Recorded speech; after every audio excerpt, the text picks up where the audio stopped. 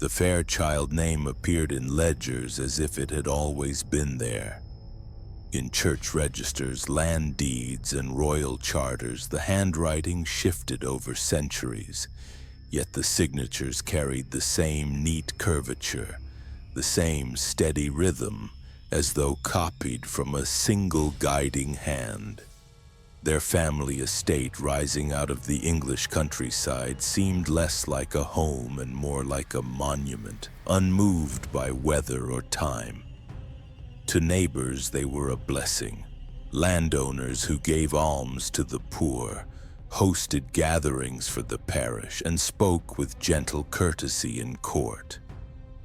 Yet beneath the surface of this carefully groomed respectability, something darker hid.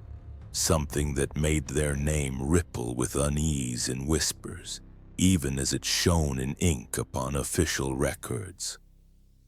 Parish priests who buried villagers noted the Fairchild presence again and again, presiding like silent witnesses to grief. But there was no grief within their own line. Children were recorded but never lost. Fathers and sons bore the same name across 100 years, yet the gap in ages was suspiciously narrow, as if each Fairchild had slipped from boyhood into lordship without ever enduring the fragility of age. Their portraits never cracked, their reputations never faded. They were the family that never seemed to die on paper, and this very perfection was what concealed the horror beneath. It began with silence. The Fairchild children were said to be angelic, never crying in church, never wailing at night. Mothers envied such serenity, wondering what gifts God had bestowed upon this family. But there were darker rumors too, whispered at the edge of candlelit kitchens, that their infants had not been born silent at all, that their cries had been forced away. Some said that when a Fairchild child first drew breath, its mouth was covered with a soaked cloth pressed not long enough to kill, but long enough to steal the instinct of crying forever. The method was cruel and precise, an early ritual in control. If the child lived, it lived in obedience, never demanding, never loud. If it died, it was buried quietly, recorded as an angel taken back too soon. This strange silence became their legacy. For the Fairchilds, a child was not loved for its voice, but for its ability to endure in stillness. Visitors to the manor described children sitting like carved figures at the dining table, eyes open but vacant, waiting to be excused by the nod of a patriarch. No tantrums, no laughter, no sound at all. It was as if the house itself was built upon a hush, a cathedral of control where no emotion could disturb the air. Yet behind that silence grew a mind sharpened by secrecy, a mind that understood how to shape human life like clay, molding it into obedience by denying the most basic cries of survival. The ledgers tell only numbers, but behind those numbers were methods of keeping lineage unbroken. The Fairchilds did not simply fear death, they denied it with ritual. When servants fell ill, they disappeared from records, their bodies never buried in churchyards. Rumors whispered that they were kept below the manor, suspended in a state between life and death.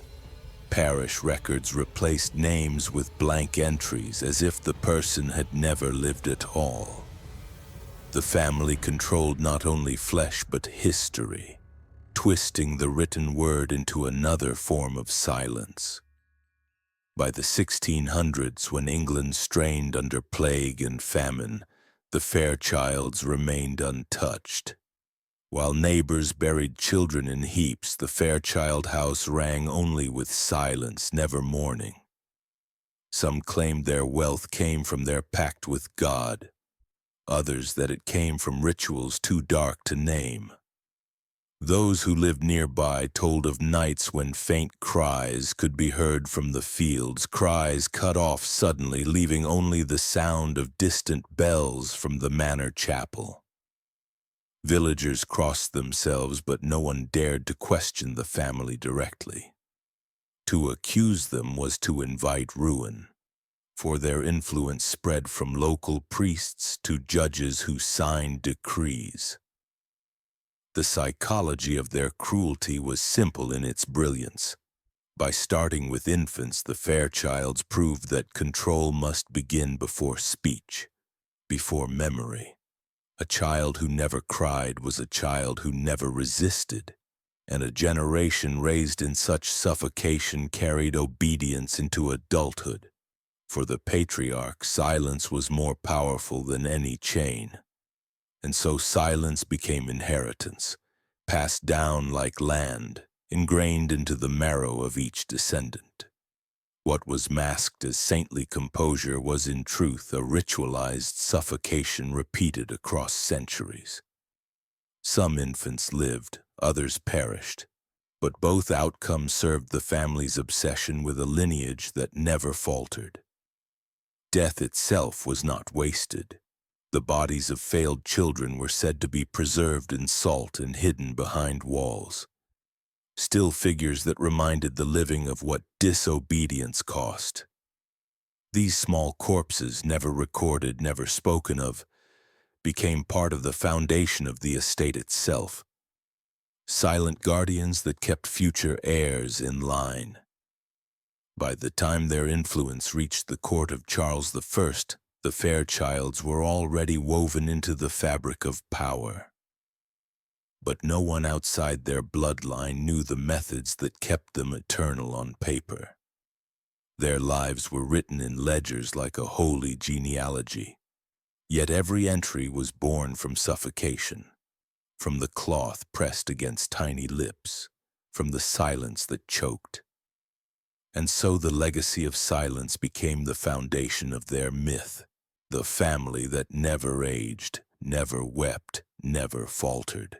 Their reputation as noble benefactors remained unshaken, but beneath it every name, every birth, every survival was bought with cruelty. Evil had not come roaring into their house. It had crept in quietly, woven into cradles and blankets, masked as discipline and devotion.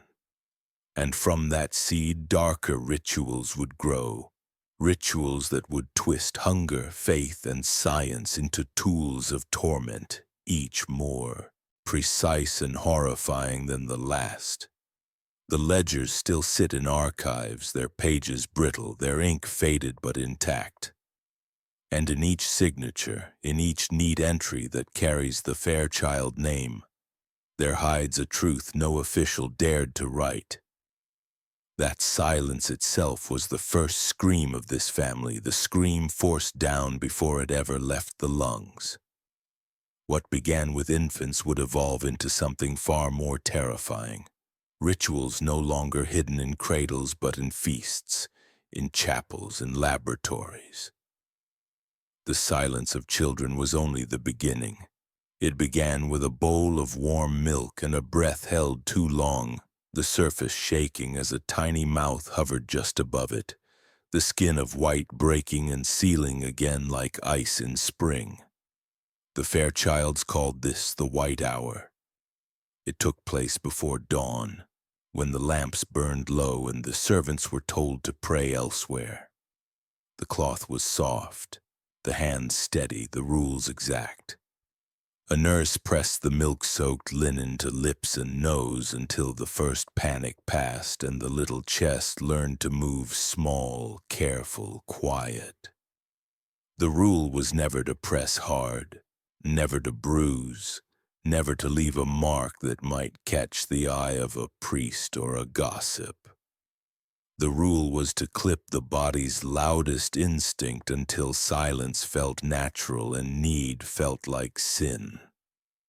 The house taught that a child must learn stillness before speech, must learn obedience before breath could claim a home. The cruelty was not heat or rage. It was patience, and patience made it look like care.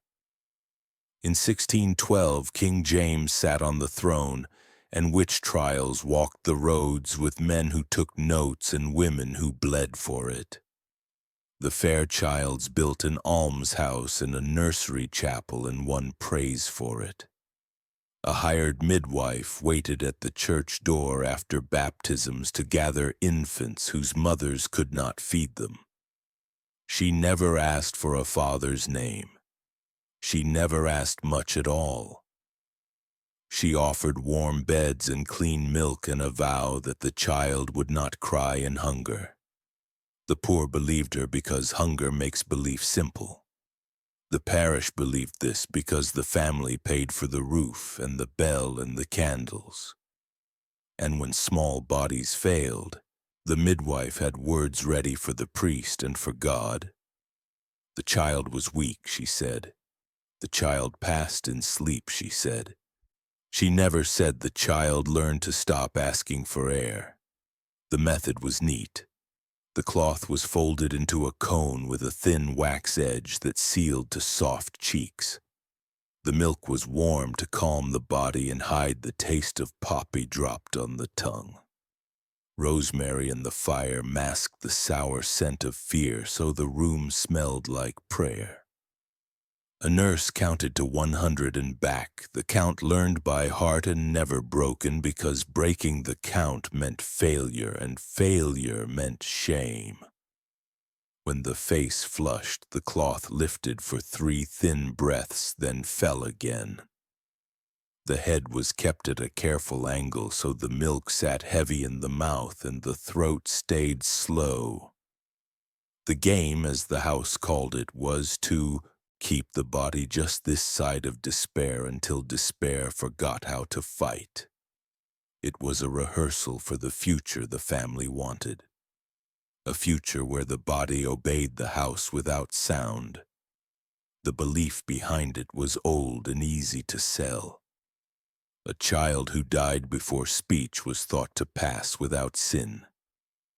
Mothers had feared the gray place for unbaptized infants for generations, so the family baptized early and often. A priest gave the water and the sign, and the matriarch gave the milk and the cloth. If a babe died the same day, it was a child saint, people said. The family nodded and paid for candles and went home to sleep. Parish books kept tidy lines that pleased the eye. Cradles in the manor did not.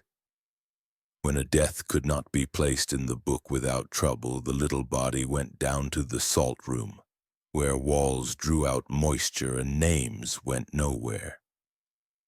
The ledger above stayed clean. The floor below held what the ink refused. The survivors taught the next set of rules. Pacifiers of bone with pinholes trained mouths to close. Boards stiffened with salt kept arms pinned and ribs pressed so breath came in sips. A silver cage of wires hung over the cradle like a toy, but it narrowed near the face and pushed the small head into the waiting cloth. Visitors saw a still child and called it holy. The priest praised obedience. No one asked why the chapel smelled faintly of milk at dawn. No one asked about the cellar door near the nursery that was stuck in damp weather. And when a London physician eager to please called the Fairchilds enlightened for loving quiet and order, the family smiled and spoke of charity while making a list of what else a body could be trained to give. The white hour did not always kill. Sometimes it left a ghost who walked and took lessons and learned to bow. These children grew into heirs who did not cough in church, did not speak over a lord, did not show rage even when rage would have proved they were alive. They made perfect matches. They kept a perfect table. They carried the rule into new houses when they married. And the rule traveled well because it was easy to hide and easy to praise. A quiet child looks like grace until you listen for the cost. The nurses learned to love the Count. They said the Count brought peace. They said the Count saved souls from the dirt of the world. They said the Count kept the family safe under heaven and safe under law. Inside these words, the truth sat like a pin in a cushion. The Count was a harness, and once the family felt it bite, they wanted more. If a cloth could change a life, a knife could change a feast. If a tiny chest could be trained to rise on command, a grown body could be shaped to sing on command, to bleed on command, to stop on command. Each loss served the ledger.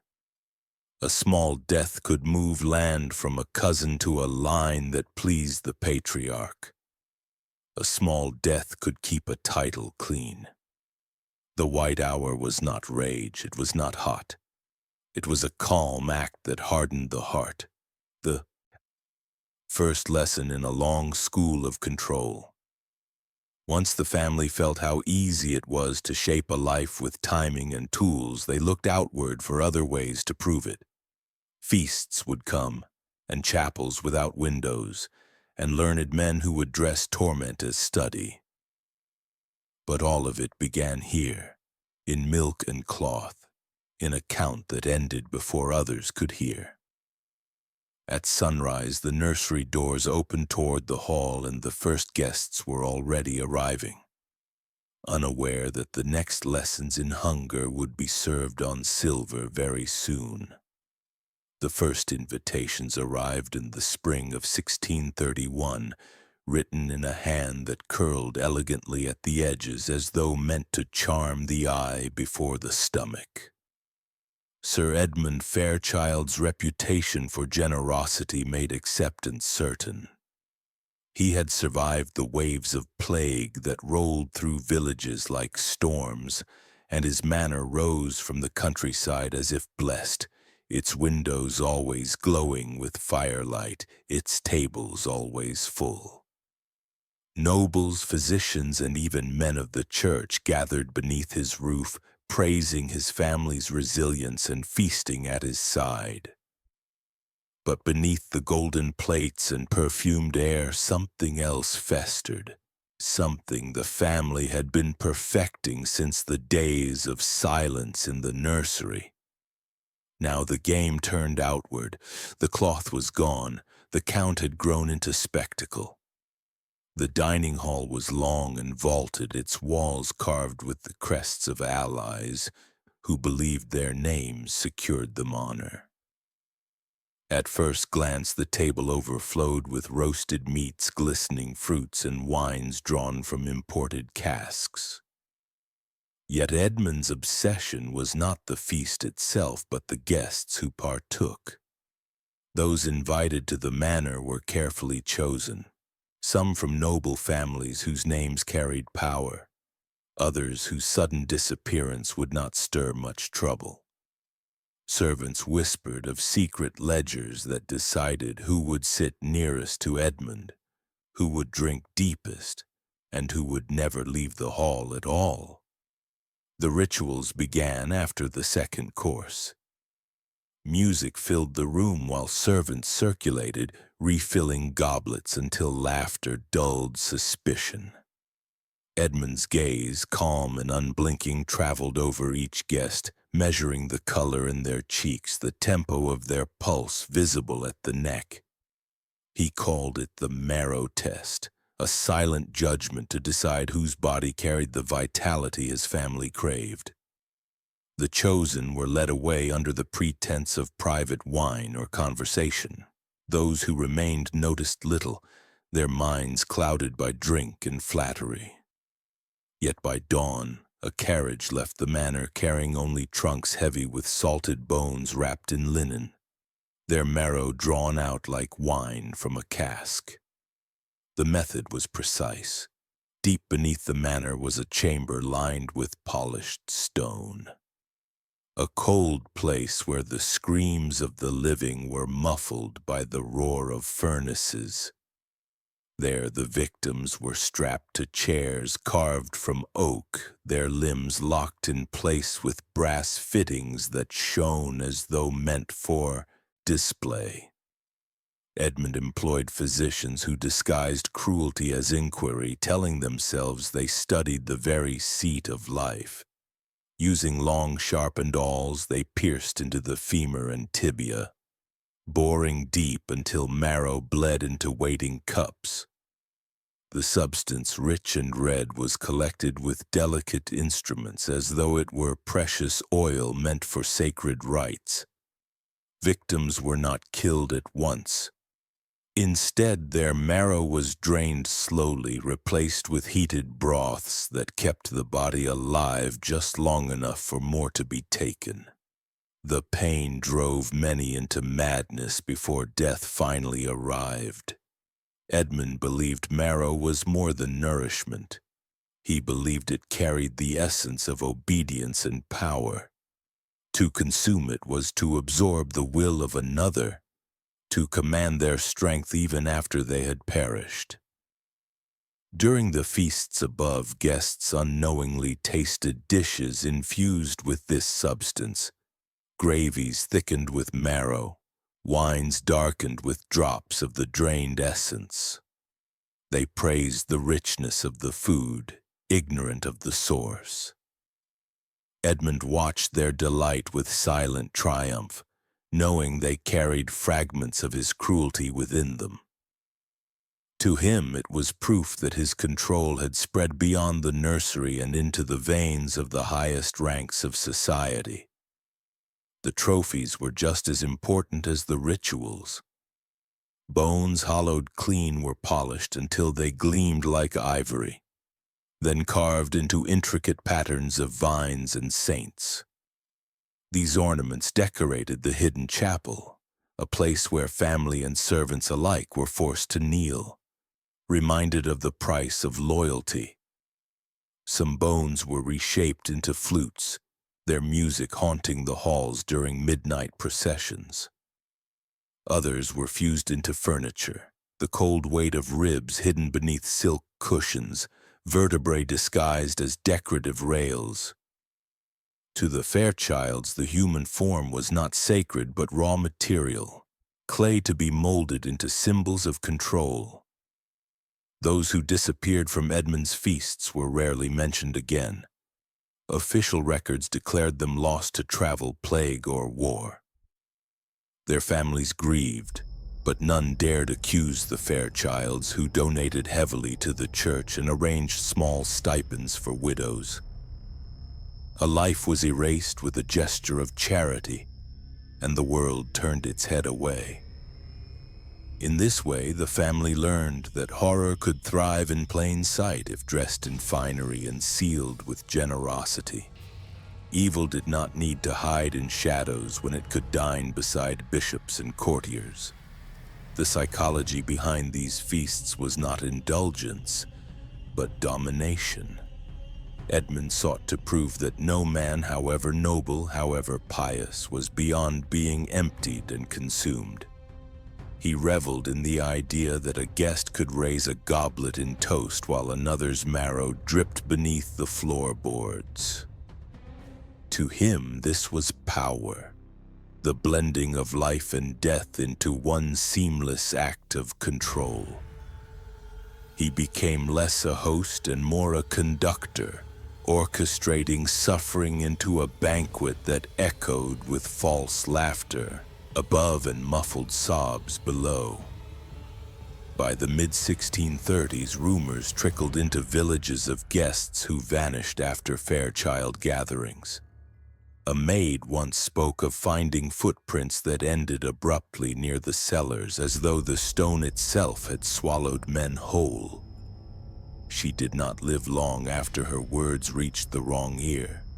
Stories spread of a golden chalice carved from a single human femur, used only at midnight to toast the continuation of the line. Parish priests dismissed these tales as superstition, but their nervous glances betrayed suspicion they dared not voice. The hunger for marrow was not gluttony. It was an inheritance of silence grown into spectacle, the next step in a lineage that refused to weaken. The white hour had taught them how to train obedience in infants. Now the feast taught them how to hollow strength from adults. Each act reinforced the belief that life itself was nothing but substance to be shaped, consumed, and written into ledgers. When the last guests staggered into their carriages, the manor doors closed with finality. Behind them, the echoes of laughter still clung to the air, but deep below, the hollowed bones cooled in silence. The Fairchild sat in that silence with satisfaction, already planning the next ritual, already preparing to build a chamber where the walls themselves would absorb the cries of the dying. The feast had been only an introduction. The chapel without windows awaited. Beneath the Fairchild estate, past corridors lined with stone damp from centuries of hidden fires, there lay a chamber so secret that even servants spoke of it only in mutters, as though the air itself might betray them. It was not marked on any plan of the house, nor blessed by priest or bishop, yet it became the heart of the family's ritual life. This was the chapel without windows, a space carved into the earth, sealed from sun and moon, where silence was not just demanded but enforced. Its walls were layered with salt to draw out moisture, bone dust pressed into the mortar to bind stone with memory. Here the family created saints of their own design, not through faith but through cruelty, sealing the living into monuments of despair. The chapel's altar was no simple block of wood or stone. It was built from slabs of plaster molded into smooth white surfaces, each one imprinted with faint shapes of hands, faces, and limbs, the remnants of those who had been trapped within it. Victims were chosen with the same precision that marked every Fairchild ritual. They were often those whose presence could vanish without consequence. Widows without family, pilgrims passing through, even orphans drawn in from the almshouses the family so proudly funded. To the outside world, these people had found sanctuary. In truth, they had walked willingly into their tomb. The ritual began with preparation, always in darkness, always in silence. Victims were stripped and washed with salted water, as though being purified for baptism. Their hair was shaved, their eyes covered with linen soaked in wax to prevent them from opening again. Their bodies were then pressed into wooden molds lined with plaster soaked in warm brine.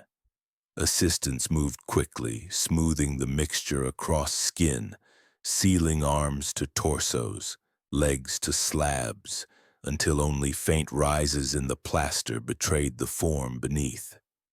Breathing holes were sometimes left, tiny punctures at the nose and mouth, but these often clogged as the mixture hardened, ensuring death came not from violence but from suffocation. Slow and absolute, the family called it the silent ordination, a way of transforming sinners into saints who would guard their bloodline, those who survived long enough to feel the plaster tighten experienced a terror few could imagine. Their hearts thundered against ribs as the weight grew heavier. Their lungs fought against the shrinking space, their cries muffled into shallow echoes that seeped into the salt around them. Some prayed until words collapsed into gasps.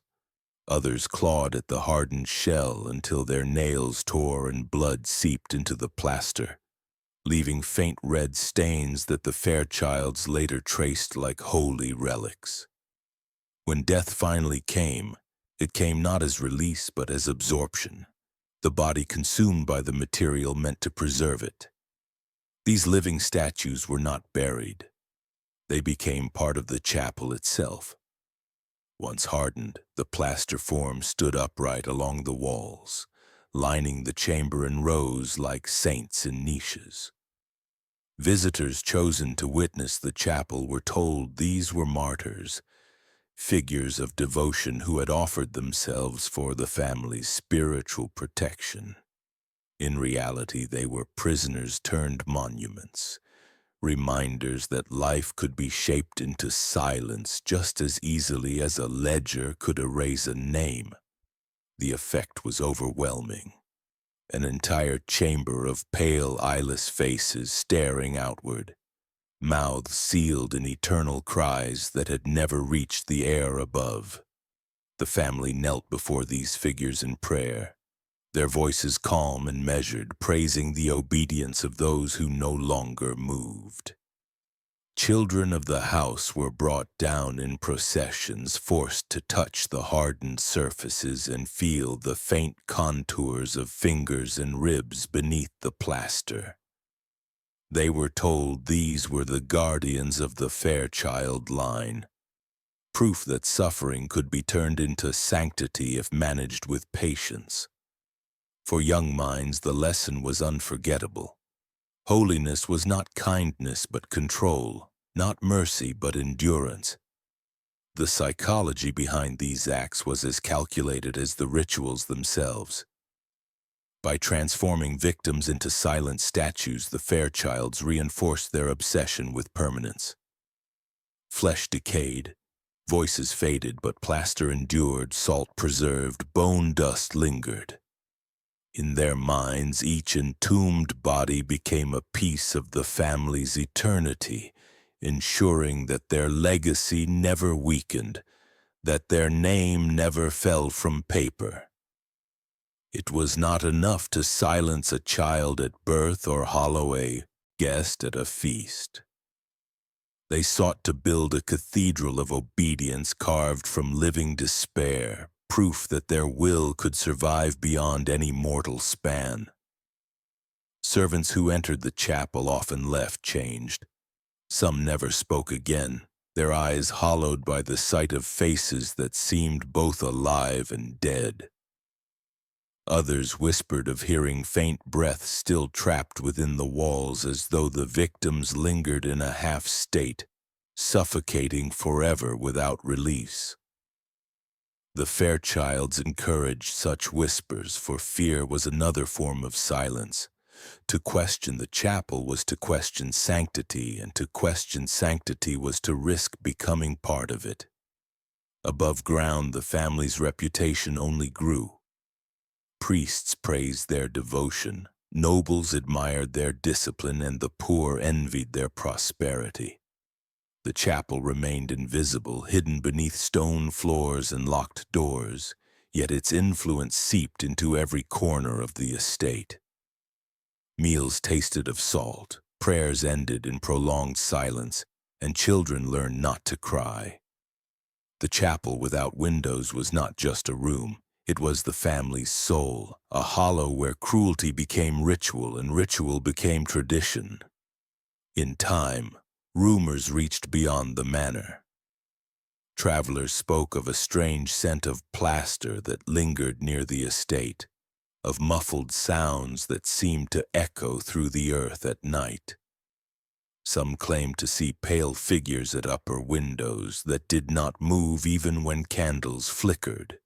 Villagers avoided the manor fields, fearing they might be drawn down into the earth and sealed behind the salt walls.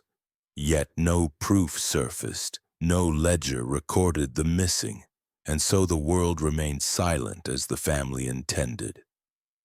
The chapel without windows stood as a monument to their philosophy, that control must be permanent, suffering must be preserved, and voices must be denied air. What began with cloth and milk in the nursery had now grown into a cathedral of silence, an unholy sanctuary where the Fairchilds worshiped not God but the power of their own endurance. And from this chapel would come the next stage of their cruelty, when science itself would be twisted into another mask for torment, when flesh would be studied not for healing, but for fear. The chapel was only a foundation. The anatomy of fear was yet to come. The 17th century carried with it a fever for knowledge, a hunger to peel back the flesh and glimpse the workings of God's design beneath. Across Europe, universities and medical halls filled with young men eager to cut into the dead, to map the lines of veins and the architecture of organs. But within the Fairchild estate, this hunger took a darker form. They were not content with the bodies of the dead. They wanted to study the living, to watch the very process of life unravel under their hand. And in the depths beneath their manor, they built a theater of torment masked as inquiry, a place where the anatomy of fear became their true scripture. It began with the physicians Edmund, Fairchild recruited, men lured by promises of wealth and secrecy. Many had once stood at the edges of operating tables in London or Oxford, watching dissections performed on criminals freshly hanged. To them, flesh was a puzzle, veins and sinew the alphabet of life. Yet the Fairchilds demanded something no university dared attempt. They demanded the dissection of the breathing, the charting of pain as it moved through nerve and marrow, and the documentation of how long a body could sustain torment before surrender. In their eyes, suffering was not a byproduct, but the very essence of discovery. Victims were selected with cold calculation, beggars who would not be missed, servants whose names had never touched the parish ledger, wanderers lured from the roads by offers of work. They were brought into the hidden chamber beneath the chapel, a room lit by oil lamps that swung and hissed against damp stone. In its center stood a long oak table carved with channels to carry away blood, fitted with brass clamps polished like jewelry.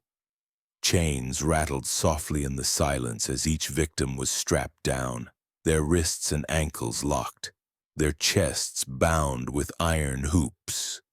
The air smelled of vinegar and smoke, meant to dull the stench of what followed. The physicians worked slowly, methodically, speaking in measured tones as though lecturing students, though no audience sat in the room. They opened skin with surgical knives, noting how the body writhed, how breath shortened, how eyes rolled back when nerves were touched. They drained blood in careful measures, replacing it with tinctures of wine, vinegar, or even heated milk. Recording the moment consciousness flickered and the heart faltered. Some victims survived for days, their veins opened and stitched again, their voices stolen by iron masks engraved with prayers. Their muffled cries echoed like hymns in the chamber, reminders that flesh could be forced into silence just as easily as breath could. The Fairchilds did not watch from a distance. They stood at the edge of the table, observing every twitch, every broken sob. To them, this was not cruelty, but proof of dominion. The power to strip life layer by layer and bend the body into obedience even in its last convulsions. Children of the family were sometimes brought in, forced to witness as a lesson in inheritance. They learned that control was not just over land or ledger, but over the very pulse of another human being. They saw how science could be twisted into ritual, how knives could become sacraments when wielded with purpose. In time, the experiments grew stranger. Victims were injected with mixtures meant to thicken blood until it clotted in their veins, leaving limbs black and brittle. Others were starved of air not by cloth, as in the nursery, but by glass domes placed over their heads, slowly filled with smoke until their eyes bulged and their lungs begged for release. One particularly cruel method involved threading fine wires through, the muscles of the arms and legs, then pulling them tight to force spasms, turning the body into a grotesque puppet jerking against its restraints. Each movement was recorded, each death catalogued with neat handwriting, as though suffering could be bound by the same order that ruled their ledgers. The chapel without windows had taught the family permanence. Now the anatomy chamber taught them transformation. They believed fear itself left imprints on flesh, that terror altered the very fibers of the body. And so they harvested not only marrow but organs swollen with panic, hearts stopped in terror, lungs scarred by screams. These trophies were preserved in jars of brine and lined the shelves of their hidden library, glowing faintly in lamplight like relics of a new religion. Psychologically, the effect on the family was profound. The Fairchild heirs grew numb to suffering, unable to see flesh as sacred. Where others saw faces, they saw diagrams. Where others saw cries for mercy, they heard only data. Their worldview twisted into a cold calculus. Life was valuable only as material, and pain was the truest form of truth. Each new experiment fed their conviction that they were not bound by the same laws as ordinary men. They had transcended morality, stepping into a realm where cruelty masqueraded as enlightenment. Servants who stumbled upon the chamber were quickly silenced. Some were given to the physicians as subjects, their bodies offering final proof of the dangers of curiosity. Others were lured into complicity, forced to hold lamps or carry instruments until the horror hardened them. For these few, loyalty was no longer devotion but survival. To betray the family was to join the ledger of the open. Outside the manor, the Fairchilds continued to thrive. They donated to hospitals, funded apothecaries, and were praised for their patronage of medicine. No one beyond their walls suspected the source of their fascination, nor the price paid by those who disappeared into their cellars. The family name glowed brighter than ever, a beacon of refinement that concealed a pit of suffering. The anatomy of fear left its mark not only on bodies but on the air itself. Visitors spoke of a strange heaviness in the manor halls, as though each breath carried weight. Some swore they heard muffled cries beneath their feet. Others claimed the wine at Fairchild feasts carried a metallic tang, faint but unmistakable. These whispers never reached the authorities, smothered by wealth and influence. But within the family, the rituals only deepened, their obsession with controlling life itself pushing them toward new horrors. The chapel had given them silence. The anatomy chamber had given them power. Yet still they sought more. They wanted not just to control the body, but to measure the very rhythm of its decay, to turn blood itself into a clock. And in the next chapter of their history, they would find a physician willing to grant them this terrible vision, a Yamo man whose name stood close to royalty. By the closing years of the 17th century, the Fairchilds had survived war, plague, and the collapse of kings. Their reputation as patrons of learning only grew. Their name spoken in courtly circles as benefactors of science and education. Yet beneath the surface, their pursuit of cruelty had taken on a sharper form. The family no longer wanted to simply silence or dissect. They wanted to measure life itself, to turn the body into a clock whose ticks were blood and whose end could be timed like an hourglass. And it was through a physician of the crown that this obsession found its most refined shape. Dr. Nathaniel Harcourt had once served Queen Mary II. tending to her ailments with meticulous care, his reputation polished by royal favor. He had studied at Leiden, had spoken of circulation with the disciples of William Harvey, and had built a name as a man who understood the rhythm of the human body better than any in England. Yet when the Queen's health faltered and her death came too swiftly for his liking, Harcourt withdrew into private despair. He spoke of time as the true disease, of the need to master not just medicine but mortality itself. When the Fairchilds reached out to him offering resources and silence, his grief and curiosity made him theirs. He brought to their estate a strange device of brass and glass that he called the blood clock. It was built like an hourglass, yet instead of sand, it required a steady drip of human blood collected through fine silver tubes that pierced the flesh.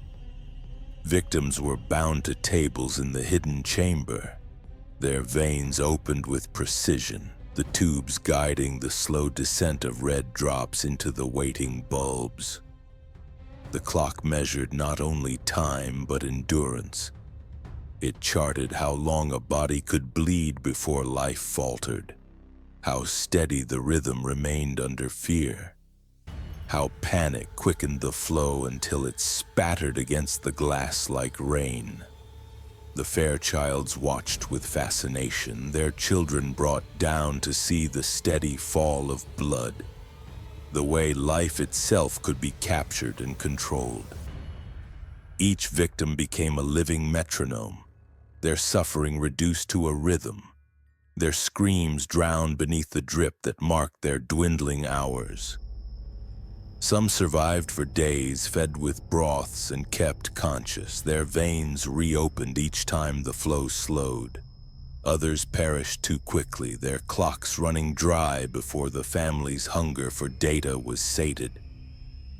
Harcourt recorded each experiment in neat clinical notes as though writing for a future age that might understand his vision.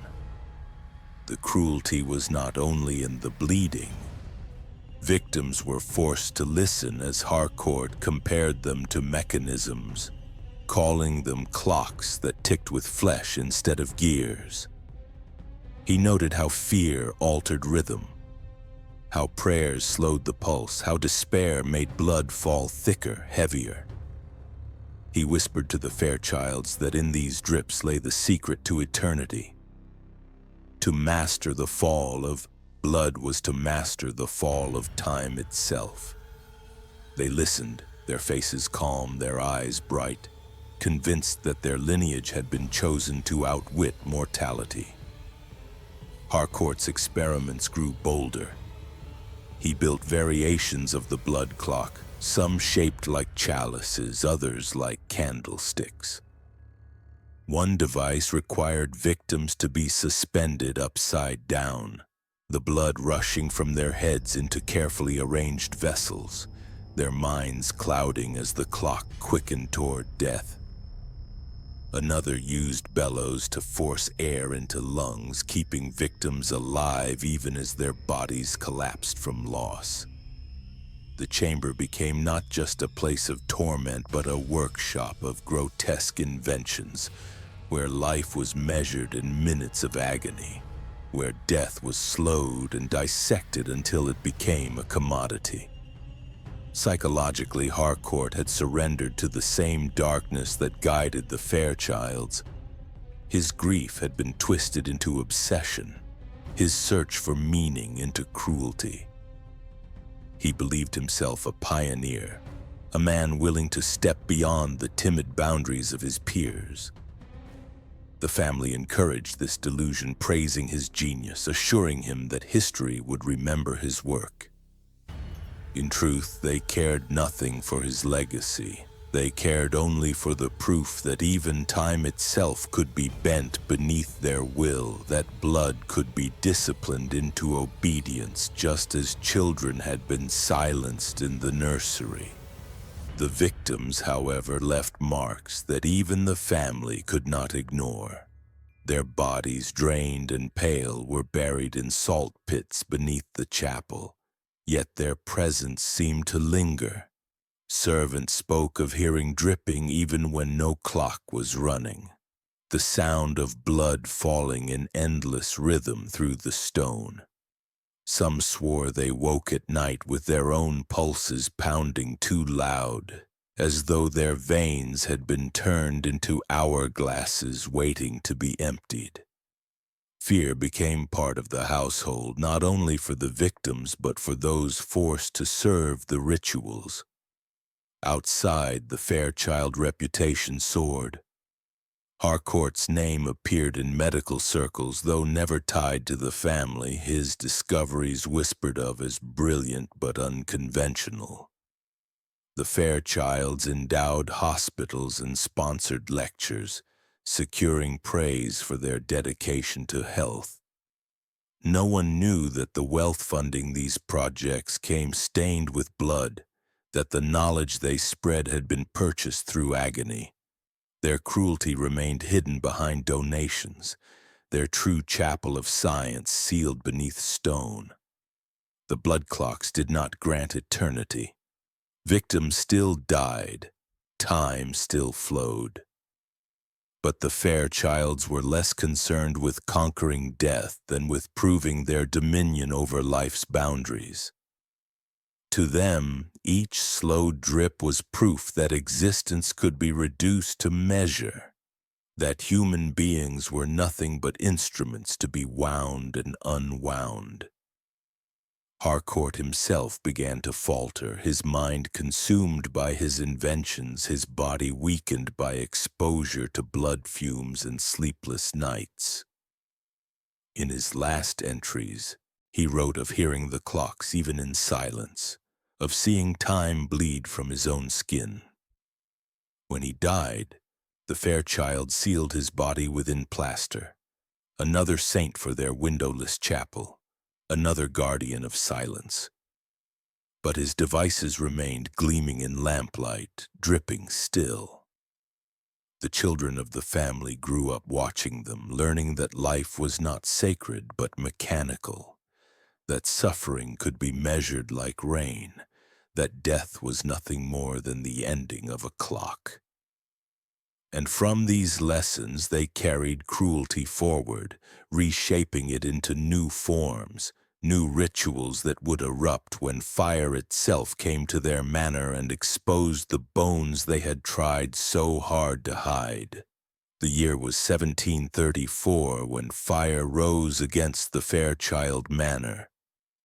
It began in the western wing where kitchens and storerooms lined the walls, and for a brief moment villagers believed divine judgment had at last come to cleanse the estate. The blaze licked upward into the night, red tongues against black sky, and bells rang from the parish as men rushed with buckets and prayers. Yet the fire did not bring salvation. It revealed what centuries of silence had hidden, and its smoke carried with it a stench that no holy water could wash away. The flames moved quickly, but the manor was vast, built of stone and brick that resisted collapse. What burned most fiercely were the timbers of floors, the tapestries, the stored casks of wine that exploded into showers of sparks. When the villagers breached the western halls, they expected to find treasures or grain. Instead, they found walls crumbling to expose chambers sealed with lead sheets, rooms lined with strange bundles that hissed and split as heat grew. And from within came the sight of preserved corpses, row after row, their mouths sewn shut with silver wire, their eyes covered with discs of tin. These were not bodies buried with dignity, but prisoners entombed in silence, hidden in walls like trophies. The fire stripped away the mask of charity and showed the house's true foundation, not stone, but suffering. The villagers recoiled, their hands trembling as they pulled apart scorched beams. Some swore the bodies had been arranged deliberately, pressed upright like guardians within the walls, their arms pinned, their spines locked in unnatural curves. Others claimed they saw faint scratches on the lid sheets, marks of hands clawing to escape long before death stilled them. The air grew heavy with the sweet, sickly odor of preserved flesh now burning, a smell that clung to hair and clothes and made men retch even as they tried to douse the flames. Children screamed at the sight of faces frozen in agony, teeth bared against threads of silver, heads tilted as though straining for breath. The Fairchilds arrived calmly, their voices measured, their expressions composed. They spoke of disease wards, of protective measures taken against plague years ago. They insisted the lead wrappings had been meant to contain sickness, that the bodies were not victims but sacrifices for the greater good. Their tone was steady, their lies rehearsed, and their wealth was enough to silence doubt. Officials called from nearby towns accepted these explanations, soothed by bribes and gifts. The ledgers remained untouched, and the deaths were never recorded as crimes. What could not be explained was dismissed as superstition, as hysteria born of smoke and fear. The fire was written off as an accident, the corpses as relics of tragedy. But the villagers who had seen the silver wires could not forget. They spoke in hushed tones of the cruelty revealed, of mouths forced closed not by mercy but by command.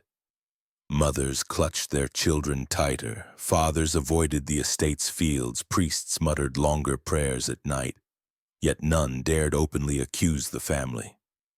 The Fairchild name remained too heavy, its ties to court and clergy too strong.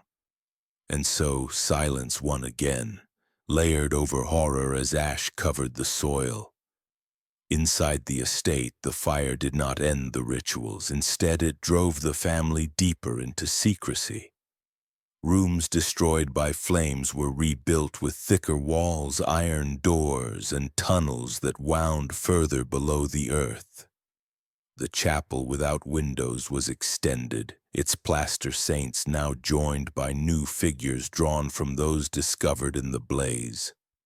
These were not discarded but incorporated, lined along the altar as if fire itself had consecrated them. The Fairchilds told themselves the flames had not exposed them but tested them, purging weakness and leaving behind only those strong enough to endure secrecy. Psychologically, the fire altered their cruelty. They understood now that concealment must be more elaborate, that bones could no longer simply be hidden in walls. Instead, bodies were transformed into artifacts, lead masks engraved with prayers, spines threaded with silver wire until they resembled rosaries, entire torsos plated with tin to appear like statues. In this way, evidence became relic, horror became ornament, and the chapel grew more like a museum of agony than a house of prayer. The children of the line were made to walk the aisles of this hidden gallery, their hands guided along the cold surfaces, their hearts hardened by the lesson that survival meant transformation. Yet the fire left scars the family could not erase. Servants whispered of seeing shadows in the smoke, of hearing voices within the crackle of flames. Some claimed the preserved bodies had not been entirely dead, that the heat had awakened something trapped in their lead shells. For years after, villagers swore they saw figures on the manor grounds at night, pale and stiff, their mouths glinting with silver threads in moonlight. Fear spread like an infection, but again, no action followed. The family's influence was stronger than fear, and silence once more became the final verdict. The psychology of control that defined the Fairchilds grew sharper in this period. They saw in fire not defeat but opportunity, proof that even destruction could be turned to ritual. If flames could not purge them, then nothing could. They began to believe themselves untouchable, their legacy unbreakable. The fire became part of their mythology, told to heirs as a tale of triumph. The night the world tried to destroy them and failed. In truth, it had exposed them more than ever, but exposure meant little when power could rewrite the story. The villagers who helped rebuild the manor carried memories of what they had seen, but they buried them in silence. To speak too loudly was to risk disappearance, to risk joining the figures hidden below. The fire had revealed the truth, but truth without power was only ash. And so the Fairchilds rose again, their estate larger, their secrecy deeper. The flames had not ended their cruelty, they had refined it, feeding the hunger for new rituals, new methods of binding flesh and soul. And soon, their obsessions would take a turn even darker, as reflections themselves became tools of torment. For after the fire, the family sought not just to silence the body nor measure its time, but to trap the very image of the soul. In mirrored chambers, their cruelty would evolve again. The century turned, and with it came the Enlightenment, an age that claimed to bring light into the dark corners of superstition. Scholars spoke of reason, of reflection, of the human mind as a polished surface upon which truth could shine. But in the hands of the Fairchilds, light and reflection twisted into instruments of torment. The family embraced mirrors not as tools of vanity or study, but as prisons. Cages for the soul, traps where victims were forced to confront themselves until the self collapsed. What philosophers called illumination, the Fairchilds reshaped into ritual. The mirrored chambers were built in secret, lined with panels of polished glass imported at great expense from Venice. Unlike the chapel without windows, these rooms multiplied light until it became unbearable. Lamps were placed at every corner, their flames reflected endlessly, so that no shadow remained, no corner for the eye to rest. Into this suffocating brilliance, victims were led stripped of clothing, their bodies bare to infinite copies of themselves.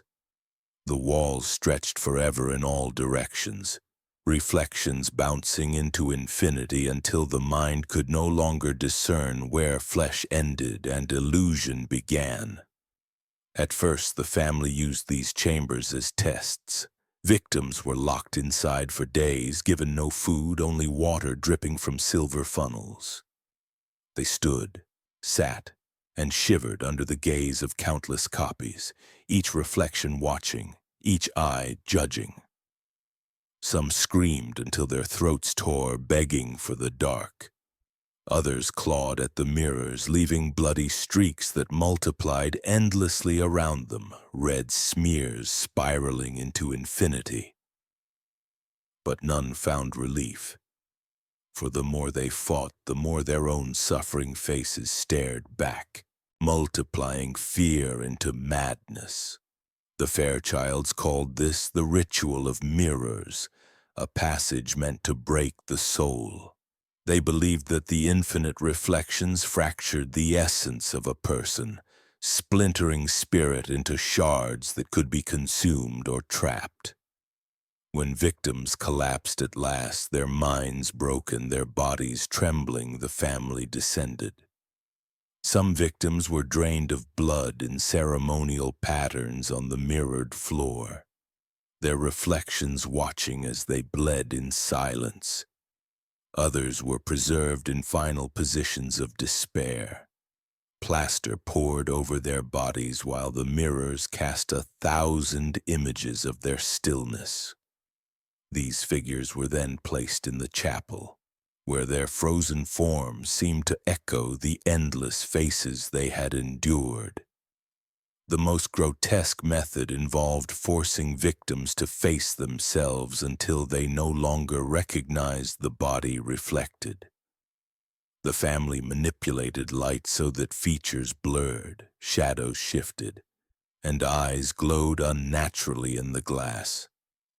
Victims were told that they were watching their own souls decay, that each reflection stolen by the mirror was a piece of eternity surrendered to the Fairchild name.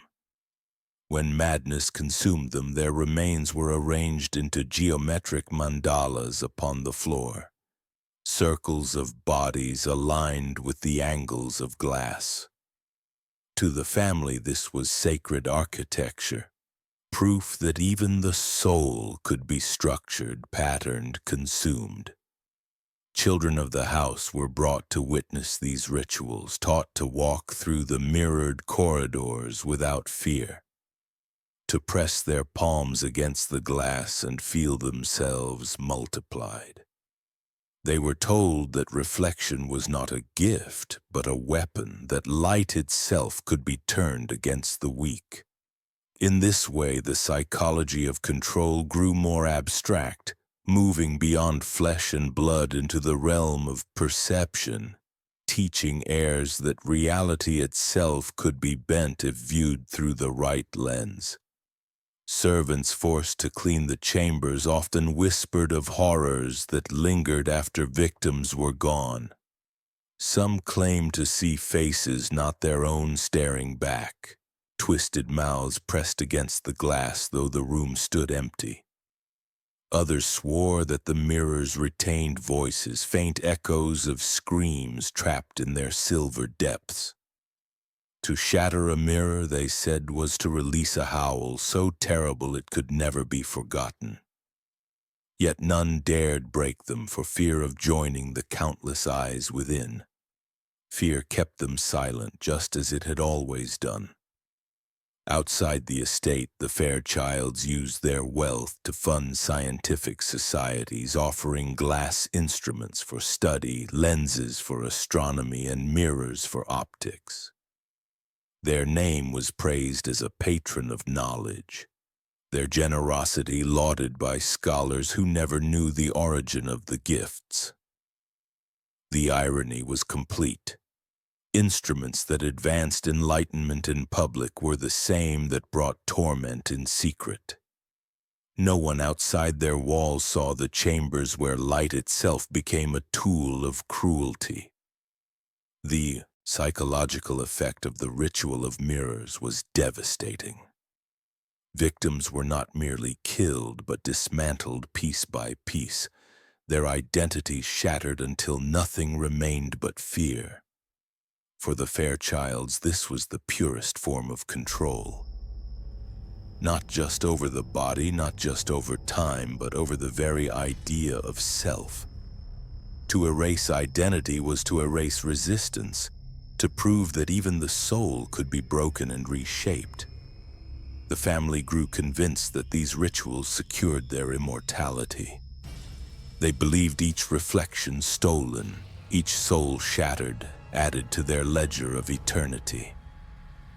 They looked into mirrors and saw not only their faces but the countless trapped eyes of those who had perished, bound forever to the glass. And so their obsession deepened, feeding into every aspect of life, until no surface in the manor was free of reflection.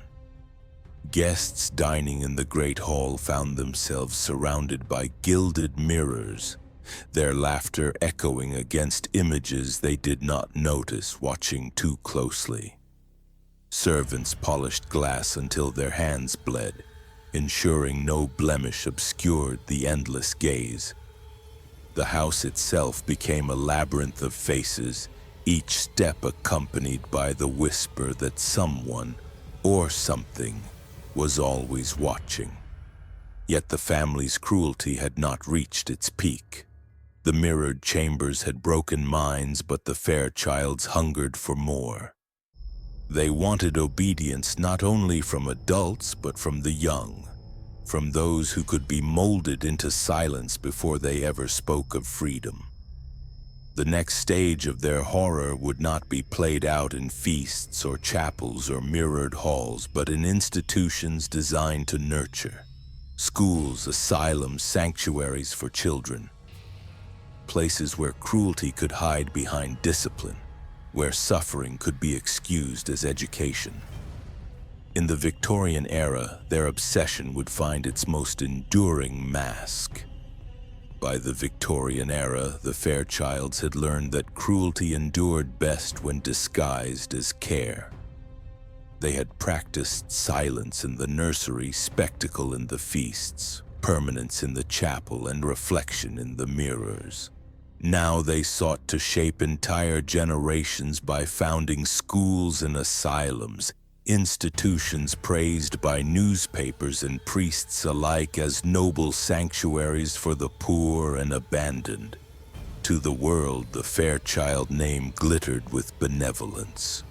To the children behind iron gates, it became a curse whispered at night, a shadow that stretched across every lesson, every meal, every breath. The Fairchild Academy for Orphans opened its doors in 1847, its red brick facade rising above the slums like a promise of salvation. Posters proclaimed education for the lost, discipline for the unruly, shelter for the weak. Parents too poor to feed their children signed them over with trembling hands, grateful for the illusion of mercy. Carriages arrived weekly with new faces, their eyes wide with fear and hope. Once the gates closed, hope dissolved. The school became not a sanctuary but a laboratory, a continuation of rituals perfected over centuries. Inside, discipline was an obsession. Children were strapped into standing frames, their spines forced rigid by iron braces that tightened with screws each week. Some stood for days without release, legs swelling, muscles trembling until they collapsed into unconsciousness. The Fairchilds called it training in posture, claiming it prepared bodies for moral uprightness.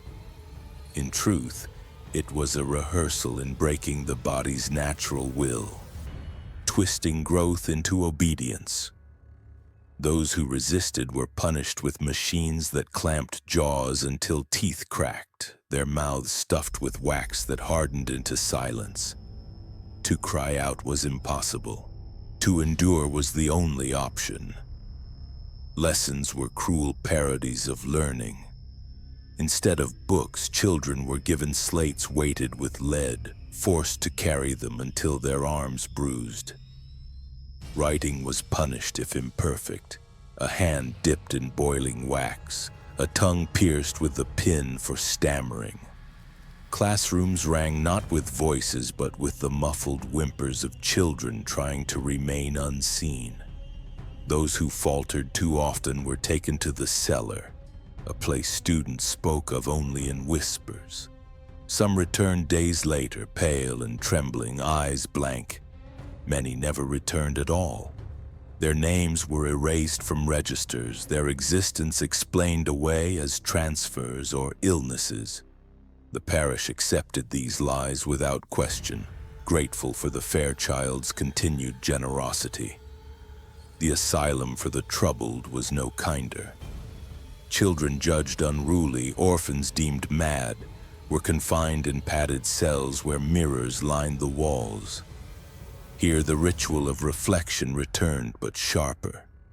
Children were made to sit in silence while their own images stared back, distorted by angled glass until faces blurred and doubled. Hours turned to days, and those who screamed were restrained until their voices failed. Some clawed their own skin, others stopped speaking entirely. The Fairchilds called this therapy. In truth, it was another way to fracture the self, to ensure that even a child's soul bent into silence before adulthood. The deaths were steady, quiet, methodical. Some starved when mouths were sealed too long, others drowned when wax clogged throats. A few perished in the standing frames, spines shattered under weight. Their bodies were removed at night, carried through hidden corridors into wagons covered with tarps. The villagers saw carriages leaving the estate at strange hours, but none dared ask questions. The newspapers continued to praise the academy, praising the Fairchilds for giving children a future. No one spoke of the fact that many never lived long enough to see one. Psychologically, the family had refined cruelty into policy. What once had been private rituals now became institutional rules, enforced by teachers and wardens who believed discipline was virtue. Some staff were complicit, enjoying the power to harm without consequence. Others obeyed out of fear, knowing that disobedience led not to dismissal but disappearance. The children became both subjects and witnesses, their minds shaped by the lesson that suffering was normal, that obedience was survival, that silence was safety. Even those who lived grew into adults scarred by the invisible chains of their childhood. The family's control did not end with death. It endured in the broken psyches of survivors, spreading like a disease into the generations that followed. Servants whispered of a hidden dormitory where failed students were entombed in plaster, their desks arranged in neat rows as though class continued forever. Visitors who glimpsed it by accident swore they saw pale faces frozen in mid-scream, bodies locked in seated positions with chalk still gripped in rigid fingers. The Fairchilds dismissed these as lies, but the silence of missing children told another story. The psychology of these horrors revealed the family's final evolution. They no longer needed secret chambers beneath the earth. They could hide cruelty in plain sight, disguised as progress, excused as education. The Victorians believed in discipline, in workhouses, in the molding of children into obedient citizens. The Fairchilds took these ideals to their extreme, twisting them into rituals that satisfied their obsession with silence and control. Society itself became their mask, and so their cruelty endured unchecked. Yet even this phase left scars too large to conceal. Survivors grew into adults who muttered of strange punishments, who trembled at mirrors, who carried spines bent unnaturally from years of restraint. Some whispered to journalists, but their words were dismissed as madness. Others painted what they remembered: classrooms of wax-faced children, dormitories lined with frozen figures. These fragments lingered at the edges of culture, half believed, half feared. The Fairchilds ignored them, confident in their ability to outlast exposure. The children who never left school became their legacy, ghosts hidden in ledgers, names erased, bodies transformed into statues or ashes. The family convinced themselves that this was permanence, that silence secured them immortality. But their control was not eternal. In time, laws would shift, voices would rise, and whispers would become accusations. And when their history at last cracked open, the world would see not benefactors but monsters who had shaped entire generations in cruelty. The school gates remained closed, the asylum walls high. Yet the echoes of those trapped within still lingered, cries swallowed by wax and plaster, faces lost in mirrors. For the Fairchilds, this was victory. For the children, it was eternity in silence. And for society, it was a scar that would never fully fade. The Fairchild story did not end in the cellars of plaster or the mirrored chambers of broken minds. Their true legacy stretched beyond walls and rituals, carried not in screams, but in silence. The ledgers that bore their name outlived the children they crushed, the guests they hollowed, the victims they entombed. When laws shifted, when institutions were forced to reform, when churches tightened their grip on burial rites, the Fairchilds remained untouched. Their signatures continued in neat script as though time itself dared not erase them. They were the family that never aged on paper, the family that survived by hiding cruelty beneath the veneer of discipline and the disguise of care. By the mid-19th century, rumors had hardened into accusations. Journalists began to ask questions about the orphanages, about the number of children who entered but never left, about the strange devices whispered of in servant testimony. But records told another story. The ledgers showed nothing but generosity, lists of donations to churches, to schools, to hospitals. Names of children were cataloged as transferred, adopted, or dead from natural causes. Doctors signed their approval. Priests blessed the pages. No ink betrayed the truth. Society wanted to believe the lie because to accept the truth would mean acknowledging the horror it had allowed to flourish in its midst.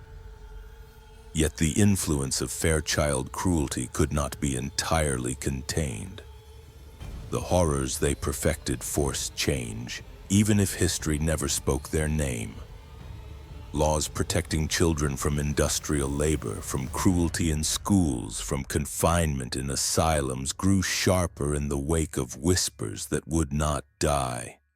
Inspectors were appointed, dormitories searched, punishments restricted. These reforms were praised as progress, as the victory of compassion over neglect. But beneath them lay the hidden shadow of the Fairchilds, the silent engine that had driven society to recoil. The deaths of the nameless had not been in vain. Their suffering carved protections for generations to come, though the world would never admit the source. Memorials rose in cities, statues of lost children, plaques honoring orphans and workers. None bore the Fairchild name, yet each carried the weight of their crimes. The very laws designed to prevent cruelty were in part a reaction to the extremes they had normalized. The family faded from public prominence, retreating into their estate, no longer hosting feasts or building schools, but still their names appeared in deeds, in court registries, in donations to universities. They became quieter, more careful, yet never gone. To erase them entirely was impossible. To hold them accountable was unthinkable. Power still shielded them, even as history shifted against their methods. The psychology of their evil is what lingers most. They had never screamed their cruelty into the world. They had whispered it, wrapped it in care, dressed it as progress. Evil was not loud. It was precise, patient, calculated. It wore the mask of charity. It signed its name with calm hands. It prayed at its own altar of silence. That was the lesson they left behind. That the most enduring horrors are those hidden behind normalcy, woven into systems no one questions until too late. Their true genius was not in invention but in concealment, in teaching society itself to look away. When archivists unearthed the ledgers centuries later, they found no confession, no admission of guilt, only endless repetition. The same names, the same patterns, the same ink flowing without end. Births recorded without deaths, children listed without burials, donations noted without mention of where the money came from. The Fairchilds lived forever in those pages, their immortality secured not by ritual alone, but by the willingness of others to believe in the image they had crafted. They had discovered that eternity was not in the body or the soul, but in the record, in the story told to the world. And yet among the preserved papers, fragments of truth bled through. A servant's testimony smuggled into a diary. A physician's letter describing a clock dripping with blood. A parish priest's margin note beside a child's name. Never seen again. These cracks in the silence remind us that evil cannot fully erase itself, that whispers survive even when shouts are smothered. But they also remind us how fragile truth is, how easily it is buried beneath wealth, power, and ritual. The legacy of the Fairchilds is not only in what they did, but in how society responded. For centuries, the world chose silence, preferring comfort over confrontation, wealth over justice. It is a legacy that repeats itself again and again whenever cruelty hides behind respectability. The Fairchilds may be gone, their estate crumbling, their chapel sealed. But the psychology they embodied lives on wherever power cloaks itself in innocence, wherever institutions disguise torment as care. The story ends not with fire or with mirrors, but with a question left hanging in the air. What do we make of evil that wears the face of generosity? How do we recognize cruelty when it arrives softly with promises of safety, with ledgers that shine with neat ink? The Fairchilds remind us that horror does not need darkness. It can thrive in daylight, in classrooms, in prayers, in signatures. It survives because we allow it to. And so the narration closes with a weight that cannot be shaken. The Fairchild name may never vanish from paper, but neither should the memory of those who suffered in their silence. Their bodies became plaster, their voices were drowned in wax, their reflections lost in glass. Yet their absence shaped the world we now live in. Their suffering carved laws and protections that stand today. Their torment lives not only in whispers, but in the safeguards meant to prevent repetition. Still, the question remains, what if silence allows it again? What if cruelty already hides behind the walls of our own institutions, waiting with patience, with precision, with ink? The Fairchilds are gone, but their lesson endures. Evil does not roar.